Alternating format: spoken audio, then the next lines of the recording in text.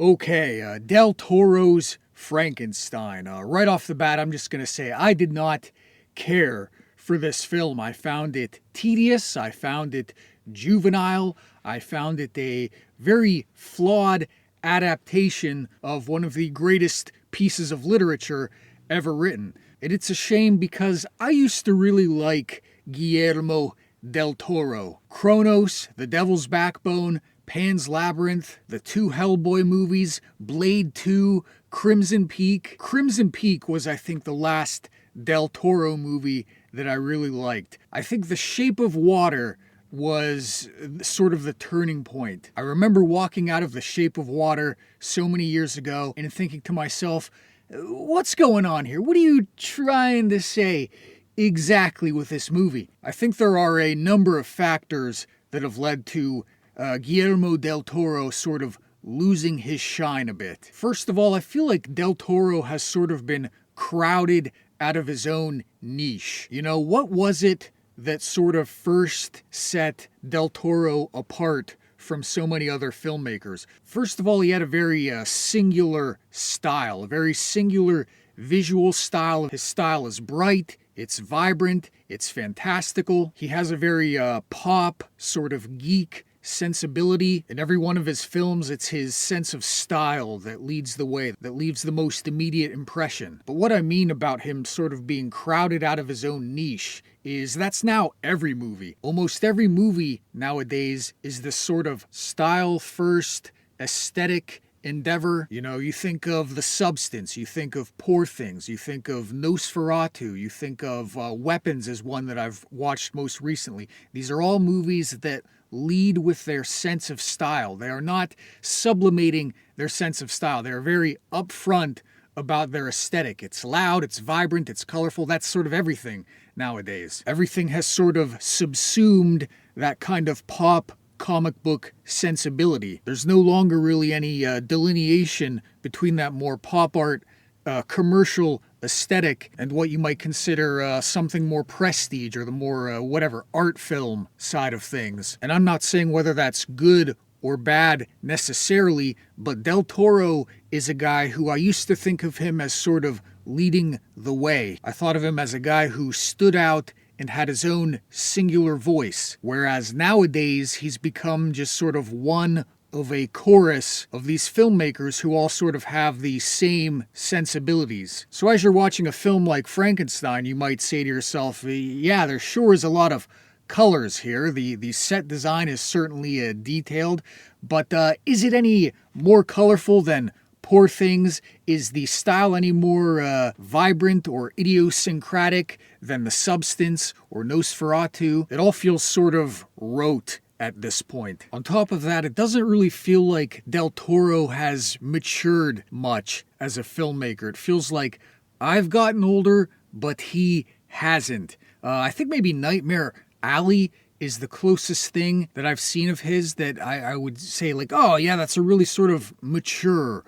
or grown-up movie. Whereas Frankenstein seems like a definite step backwards, going back to the sort of style of the film and what I mean by it coming across as juvenile. First of all, I find a lot of the visual symbolism kind of hacky and over the top. You, of course, have Victor Frankenstein's phallic tower. You've got that moment of creation with the creature that resembles a sort of artificial insemination. Victor Frankenstein, of course, has some fixation about drinking milk because we haven't had enough of that in modern media. If I'm watching a director who I once thought of as unique and representative of a certain prestige, I don't want to get the sense that the guy's just sort of internalized the same last 10 years of film and television as every other hacky film and TV writer. In this age of high-octane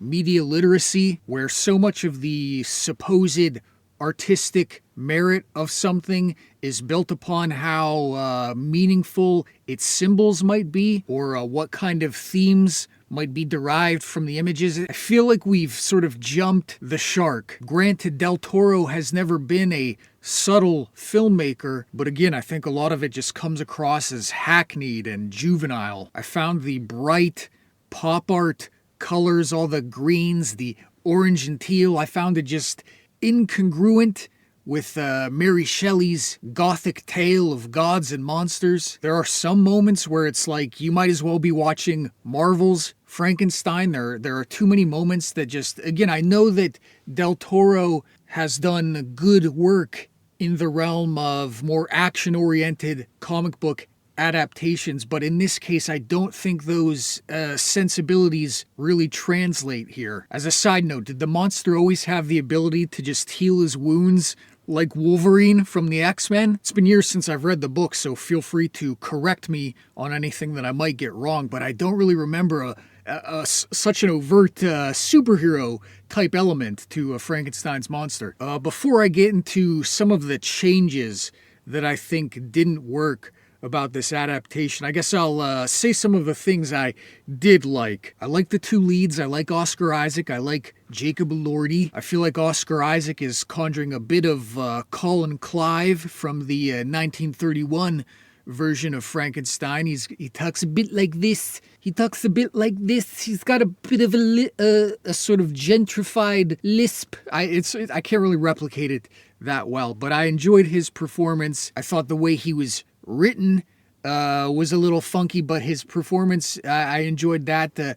Jacob Elordi, I think, was the standout here. His physicality, most of all, is very impressive. I understand Jacob Elordi is a tall gentleman in general, but just he really sort of embodies the creature in his physicality. I'm not so sold on the makeup that was done on him, but I enjoyed his presence. I enjoyed he was able to articulate that sense of pathos, and I think the brightest point of the film was when he takes over the narration and we get more of his sort of point of view of things. I liked the sequence where Victor was showing off his sort of initial experiment to the college. He's showing this sort of bisected cadaver, and he throws it. Is it a ball or an apple? I couldn't quite tell. He throws it a ball. It would make more sense if it was an apple, right? There's the biblical symbolism of I'm not sure exactly though, but he throws it a round object that catches it.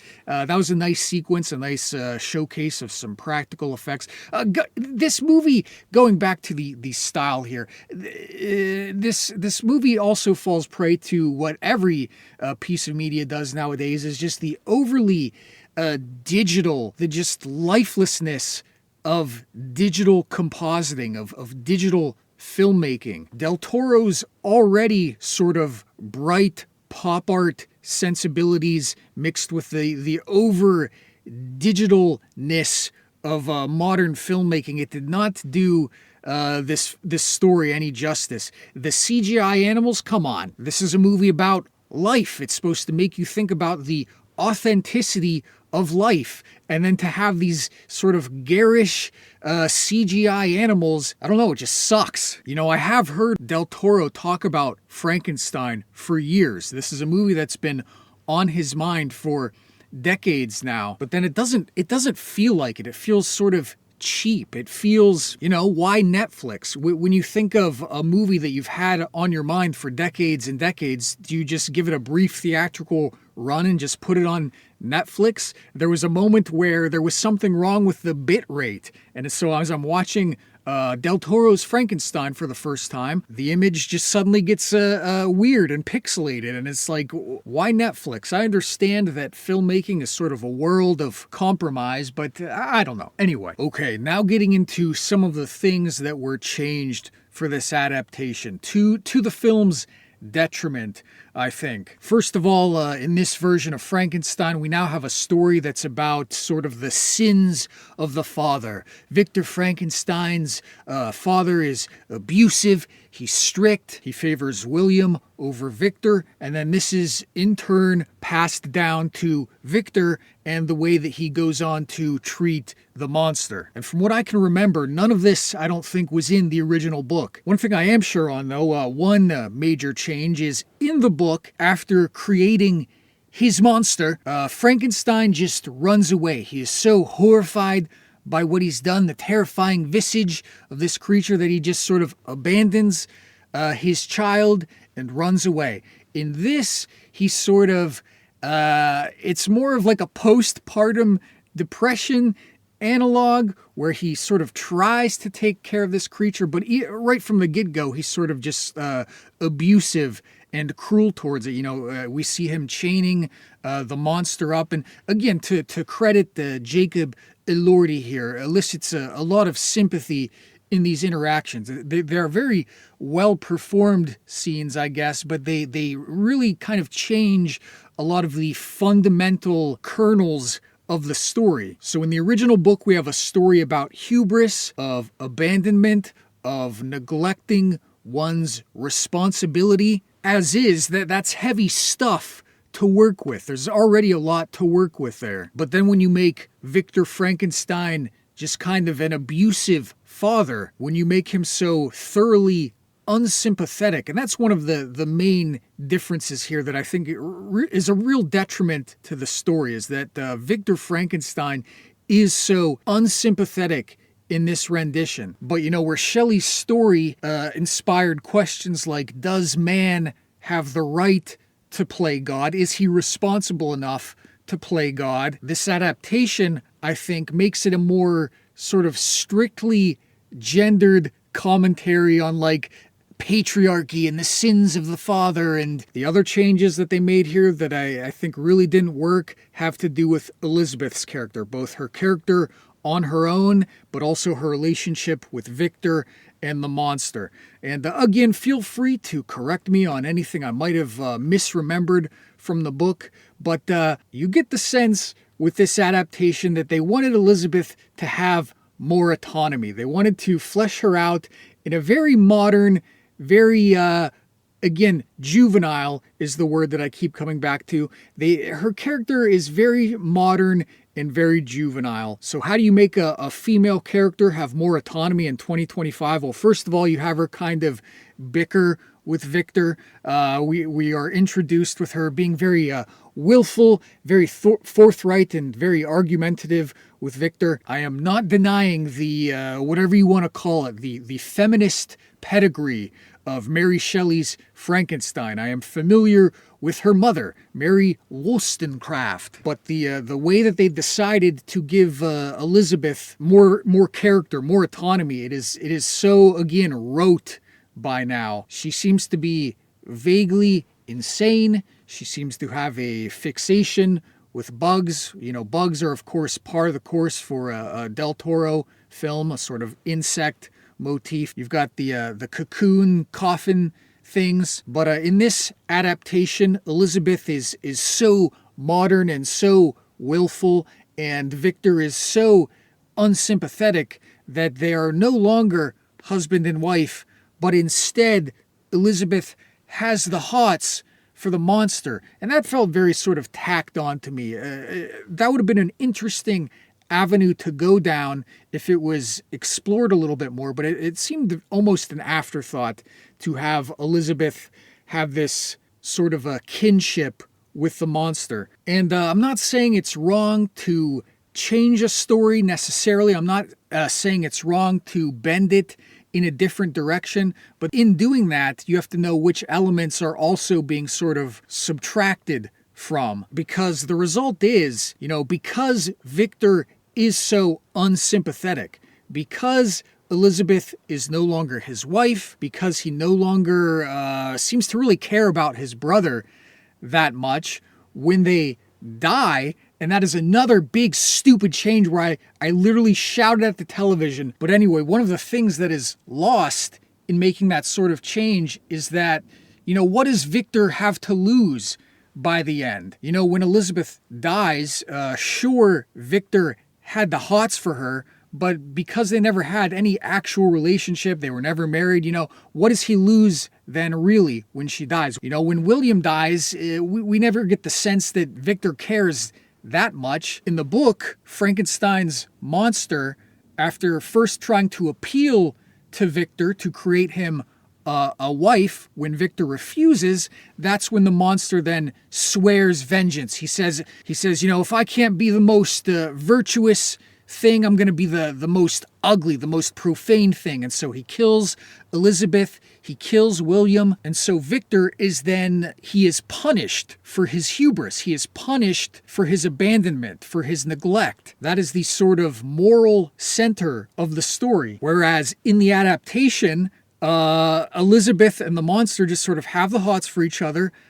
Victor comes in with a gun. Elizabeth runs in front of the bullets, so it's then Victor who kills Elizabeth, and then the monster just sort of accidentally kills William. Now it's just the monster was a good guy and he didn't do anything wrong. Now it's just, the monster is a victim. There's less of that question of, at what point are you a kind of victim of your upbringing, a victim of circumstance, and at what point are you a just sort of monster who is acting upon your own baser impulses. In this adaptation, the monster vows to make Victor's life miserable after killing Elizabeth, after killing William, and it's like, what does he have to lose now? What did he have to lose in the first place? So then at the end, where they have this reconciliation where Victor asks the monster for forgiveness, it's like, what realization did he come to? What was the moment of catharsis for him where he said, oh man, I shouldn't have been such a piece of shit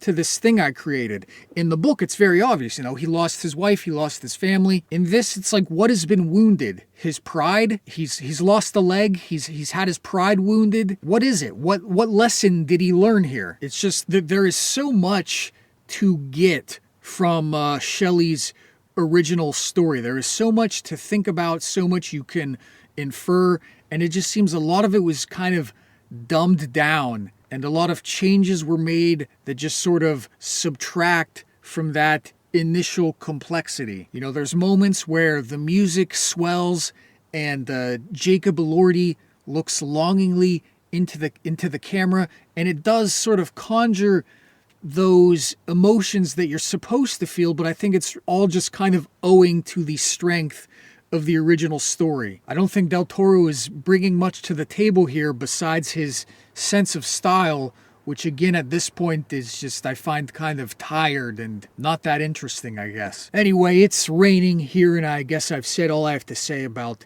Del Toro's Frankenstein. Just, I don't know, I was kind of disappointed. But let me know what you think. Did you see this adaptation? Did you like it? What's your favorite adaptation of Frankenstein? What's your favorite cinematic adaptation?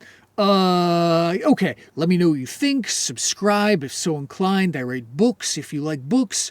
Okay, goodbye. Oh boy, the kids are gonna flip when they see this. Incredible expanding alligator. Just soak it in water, it says. Okay. Rah, rah, rah, rah, rah, rah, rah, rah, rah, rah, rah, rah, rah, rah, rah, rah.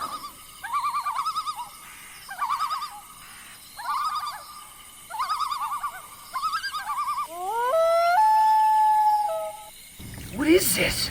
Is this a book? Nobody reads books anymore.